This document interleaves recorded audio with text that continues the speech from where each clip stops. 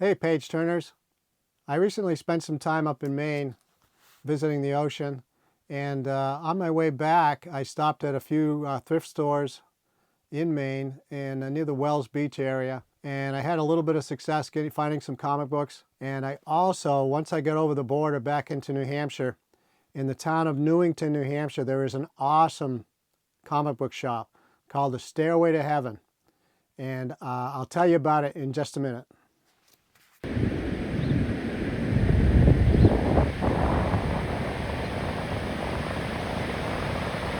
So on my way back home, I stopped in about 3 or 4 thrift shops looking for comic books. I did have a success in 2 of the stores. One of them, and I'm sorry, the names all kind of run together. So I picked up Tales of the Unexpected, number 86. And this was 1964. And the cover was done by Dick Dillon, inked by famous Bob Kane ghost artist Sheldon Moldoff. I think there are 3 stories in here. They're all kind of science fiction related, horror maybe. But this is the oldest issue I've got of Tales of the Unexpected. I paid $5 for this. I think I kind of broke even on it. It's not like I made out like a bandit. Kind of neat. Now this next comic, the cover, the condition of the book intrigued me first. It's Undersea Agent, number 3, and this was from 1966. And Undersea is an acronym, kind of like Man from U.N.C.L.E. It stands, Undersea stands for United Nations Department of Experiment and Research Systems, established at Atlantis. Sounds pretty cool, right? So supposedly the ocean base is on the ruins of the city of Atlantis. And it actually worked out pretty well for it to say Undersea. So this character's name, he's the main character in the comic, Davy Jones, and not of the Monkees, but it relates to Davy Jones' locker. Look it up. And this is his little sidekick, humor sidekick, Scooby Doolittle. And instead of a tiger shark, I think this is a leopard shark that's chewing down on their underwater craft. I think there were 6 issues of this. This is number 3. The character, yeah, it could have a little more depth to him if I had my choice. But the artwork was pretty good. It was an artist by Ray Bailey. I think there were 3 stories in here, 3 or 4 stories. I think 2 of them were drawn by Ray Bailey, written by Steve Skeets. 3rd story was also Steve Skeets, drawn by Gil Kane. And Gil Kane, actually, once I got past the cover, I looked it up on my phone and saw there was 1 story by Gil Kane from 1966. And his artwork even then was very good. This was, I paid $15 for this. There again, I think I pretty much broke even. And one interesting fact about Tower Comics is that they didn't do their copyright correctly. And the second these comics were printed, this was in public domain. So Undersea Agent is in the public domain. And I think there are only 6 issues of this. Too bad they didn't get their copyright right. But if anybody wants to use this character, go for it. 1 story was drawn by Mike Sikowski and Frank Giacoa, and the Gil Kane story, and then 2 stories with artwork by Ray Bailey. Those were the 2 of the thrift shops. In the same thrift shop where I found the Tales of the Unexpected, there were 4 Ranma 1/2s in comic book form. I think these are reprinted originally from the manga digest size books.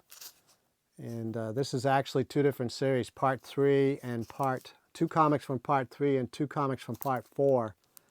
But they were $4, so $1 a piece. I thought I'd check them out. The character is a male martial artist who's been cursed, that when he gets hit with cold water, he turns into a female, and the only way to get him back is to pour hot water on him. And you would not believe all the accidental cold water, hot water things that happen. Wacky hijinks. Those are the thrift shop finds I got. Now when I got back just over the border into New Hampshire, in the town of Newington, New Hampshire, this is right near Portsmouth, New Hampshire. In Newington, there's an awesome comic book shop called Stairway to Heaven. I'd never been there before. I made time to go in there, took a little detour, and I wasn't disappointed. It was quite the store, very well organized. As you come in the door, there are back issues there. In that room, along the wall, there are new graphic novels.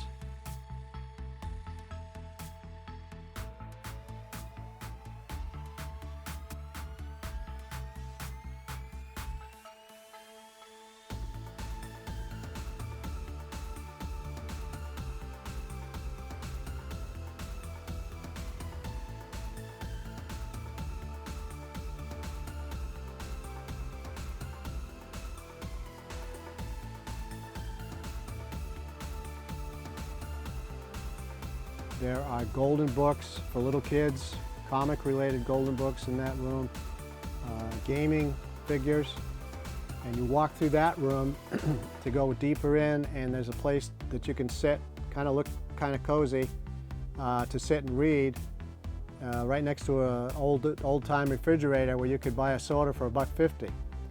And then you go past the counter, and if you go down a little ramp to the left, it's a huge room.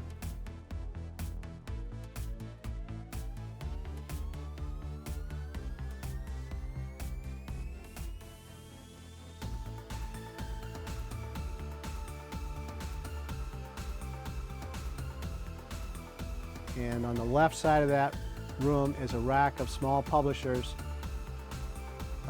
And it's not just one issue of each, it is several issues deep on the rack. So if you've missed an issue, you can go there and check it out.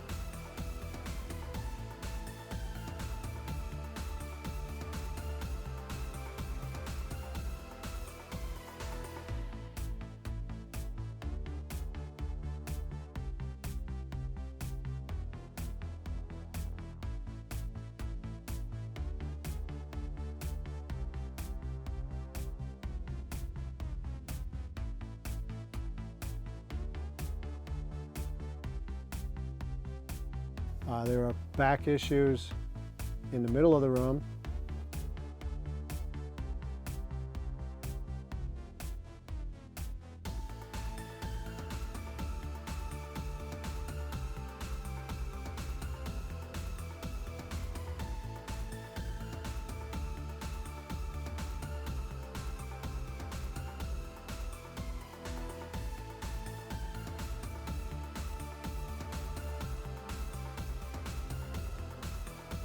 And then on the other wall, it's the new comic book day rack. But right next to that is the rack for last week's new comic books. So you've got this week's new comic books, last week's new comic books right side by side. So if you missed something, you can check it out.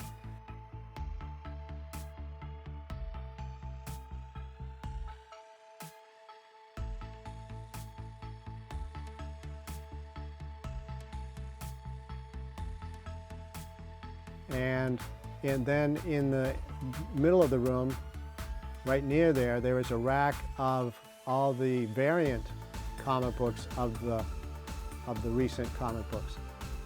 And then one more spot off that room is called the Dollar Dungeon.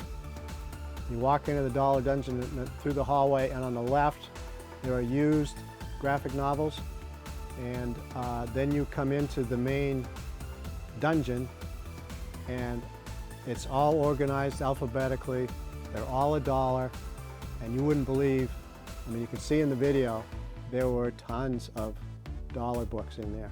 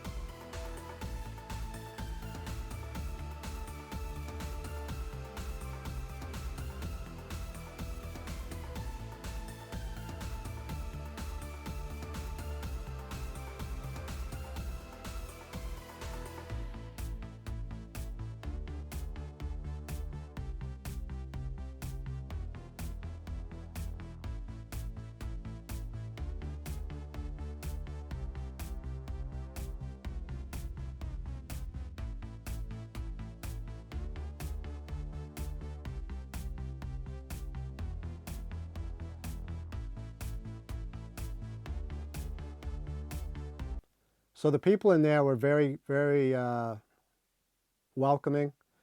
The guy that owns the place is Brad. It's either Gile or Guile. I'm sorry, Brad, if I messed your name up. Very nice, seemed like a very nice guy. I want to give a thanks to Al for giving me a tour of the place, showing me the Dollar Dungeon and the how the racks were set up. That was very helpful. And so they when you meet up with the staff, it wasn't a case of, geez, I'm right in the middle of something, I can't talk to you right now. They were very kind and made me feel welcome. And I've got to find a way to get back there, an excuse. It's about 2 hours away from me, but I would love to go back. All right, so after getting the tour, I strolled around, got some video, and then I went shopping. Okay, and in the used graphic novels area, I came across this Brothers of the Spear volume. Brothers of the Spear was a backup story in the Tarzan comics. I think later on they had their own series. This book has the Russ Manning. This is volume number 2 that Dark Horse put out, but it collects the Dell and Gold Key comics of the Brothers of the Spear. It was written by Gaylord Dubois, who was born in 1899, and he died in 1993, 1899 to 1993, so 94 years old. Pretty good run.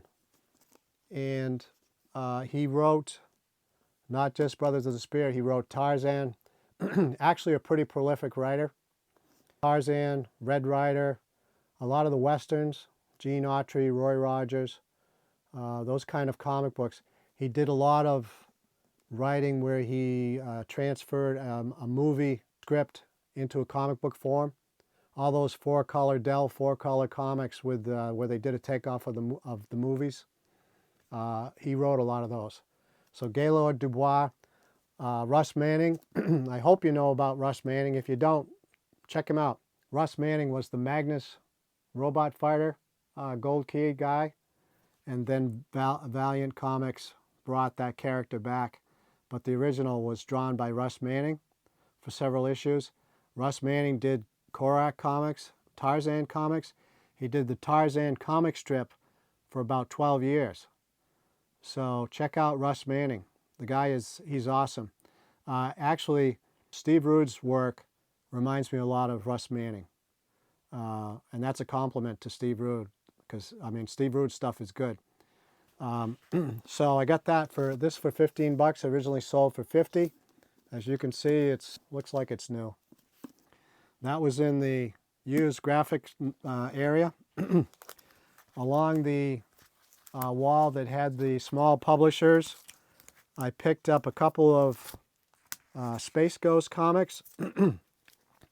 I paid $7.99 for each of them, number 8 and 9.